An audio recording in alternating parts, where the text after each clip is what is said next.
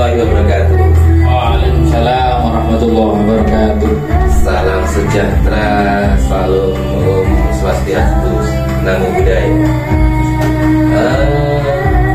Kembali lagi mendengar Radio RSP 105,7 FM Radio Suara Manyun, Kabupaten Sidoarjo. Hari ini kita kedatangan Bapak Habib Eko dari Kecamatan Balengbendo, Kabupaten Balengbendo. Kecamatan Kabupaten Balengbendo. Oke.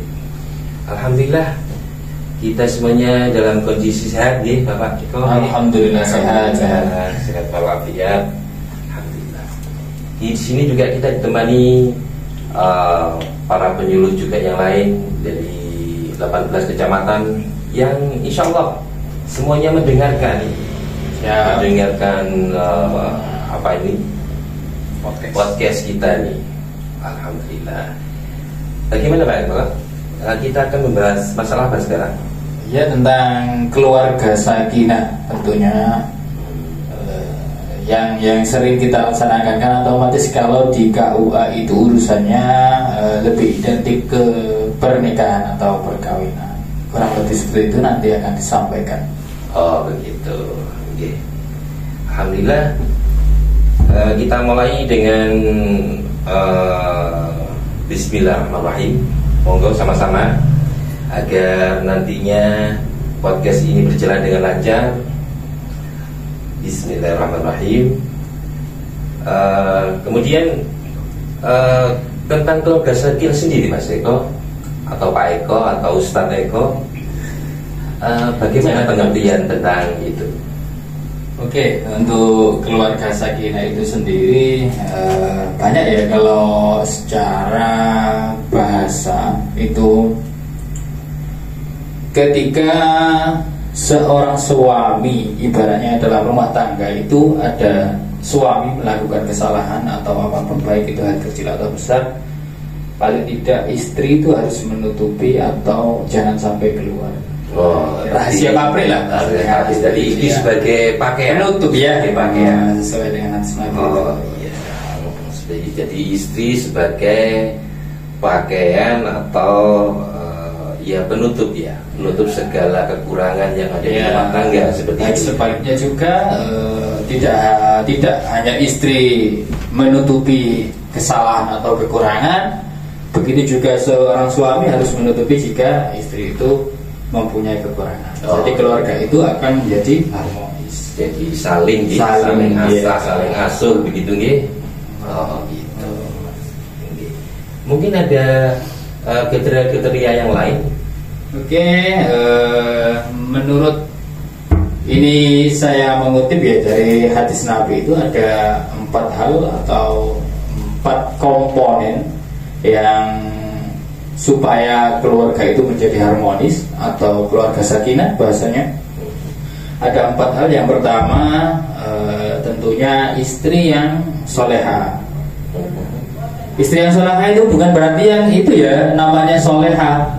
Percuma kalau namanya soleha tapi jadi soleha itu bukan nama. Bukan. Soleha bukan nama. Jadi itu istilah atau kesalehan gitu. Kesalehan dalam khususnya bahasa umat Islam di kesalehan. Istri yang baik kalau dalam istri bahasa Indonesia. Begitu. Hal-hal lainnya? Ya, yang kedua itu tadi yang pertama ya.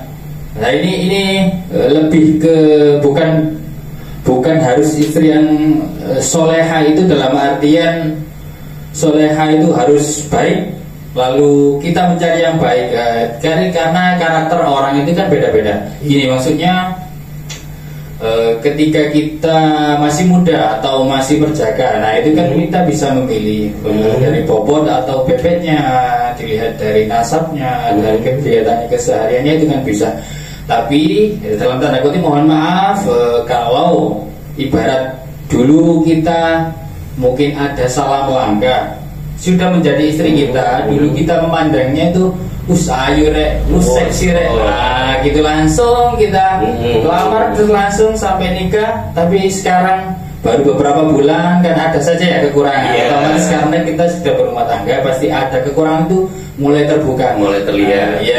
Jadi otomatis kita terutama sebagai suami ya harus apa ya, merubah itu, mengarahkan lebih tepatnya mengarahkan supaya menjadi soleha itu seperti apa. Oh begitu. Jadi memang kalau ibaratnya kalau perceraian itu dibolehkan, tapi itu kan dibenci.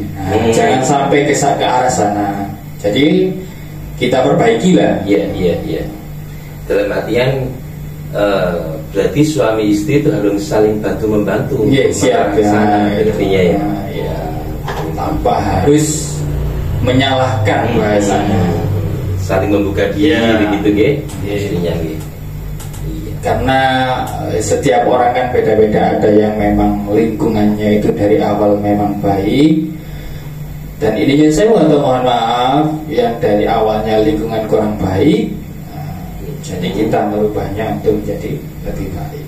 Itu juga tidak serta-merta mungkin suami istri itu bisa melakukan seperti itu, kan harus ada proses. Harus ada proses mengarah ke sana, harus berjuang, harus saling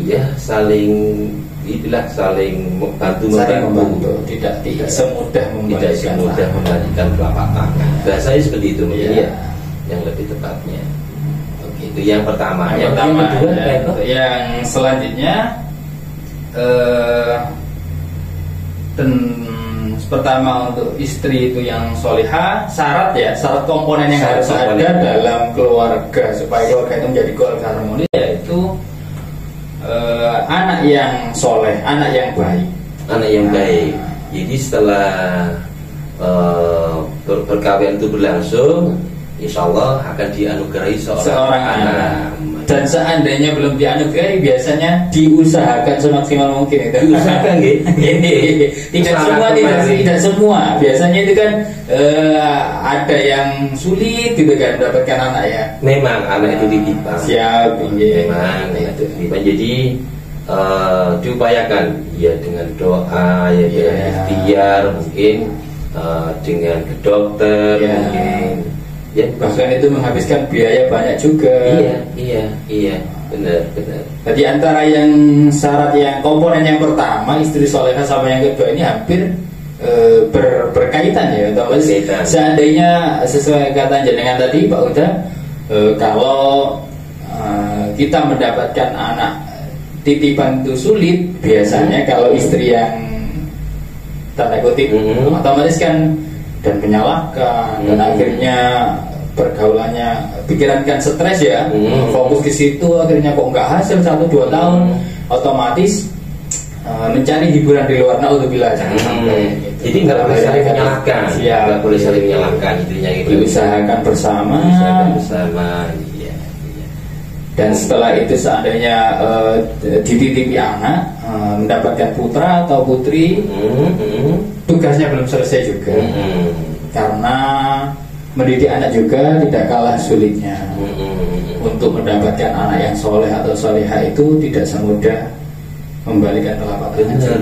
Benar. Dan itu memang menjadi orang tua itu tidak ada sekolahnya. Jadi kita pilih pasangan suami atau istri, baik laki-laki maupun perempuan, kita tidak jadi itu mengalir begitu saja. Jadi mungkin dari pengalaman ataupun yang lain itu akan jadi acuan atau jadi apa ya, bisa dibilang pengalaman hidup yang belum tentu semua orang bisa mengetahui. Benar begitu ya. Siap. Untuk yang ketiganya, untuk yang selanjutnya syaratnya menjadi komponen di keluarga sakinah yaitu mempunyai lingkungan yang baik. Lingkungan di sekitar rumah tangga. Iya, terutama di rumah tangga. Otomatis yang terutama itu yang di internal keluarga dulu. Memang yang lain sudah berpengaruh, tapi yang terutama, yang paling sering anak itu kan maksudnya keluarga kecil kita itu paling sering ngumpul kan di rumah, paling tidak di dalam rumah. Nah, jadi terutama lingkungan baik itu harus didahulukan, diprioritaskan itu yang ada di rumah. Dikondisikan. Iya, dikondisikan. Paling tidak orang tuanya baik, ayahnya baik, ibunya baik, otomatis anak akan mengikuti hal-hal yang baik. Hal-hal yang baik. Jadi menjadikan suri tauladan yang baik untuk Iya. anak-anaknya. Itu jadi kadang sulit, bapak atau ibu itu menjadi suri tauladan itu sulit. Iya. Oke, kalau gitu sampai di sini Pak Eko. Mungkin lain kali akan kita lanjutkan kembali. Sampai jumpa, sampai bertemu lagi. Assalamualaikum warahmatullahi wabarakatuh. Oke, waalaikumsalam warahmatullahi wabarakatuh.